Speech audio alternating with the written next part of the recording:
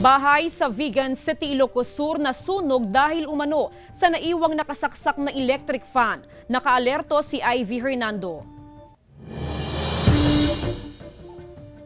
Makapal na usok na ang bumungad sa pamilya Arizabal nang makitang kanilang nasusunog na bahay sa Barangay Pantay Fatima, Vigan City, Ilocos Sur. Nang maapula, halos naabo na lahat ang kanilang ari-arian. Wala raw ni isang gamit ang naisalba. Sunog din ang mga motorsiklo at bisikleta. Apay, dati asok ko na kanjay anak ko, ma'am.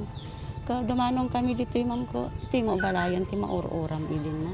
Yung bobeda is talagang natupok na nung andun na kami. Talagang totally raised na yung buong bahay. Mabuti na lang daw at mataas ang pader ng kapitbahay kaya walang nadamay. Wala ring nasugatan sa sunog. Sa inisyal na pagsisiyasat ng otoridad, nakita ang electric fan na ito na naiwang nakasaksak na posibleng pinagmulan umano ng sunog. Kaya panawagan ng otoridad, Patayin natin lahat ng mga appliances natin bago natin iwan yung bahay natin. Pull out natin lahat yung mga saksakan. LPG natin dapat naka-close palagi. hiling ng pamilya. Pagdawa kami ang ti tulong sa barbarang no. Adang tumalang ti kwa. May patador mga pagyanan. Kasama si Norman Raka, Ivy Hernando, Balitang Amyanan.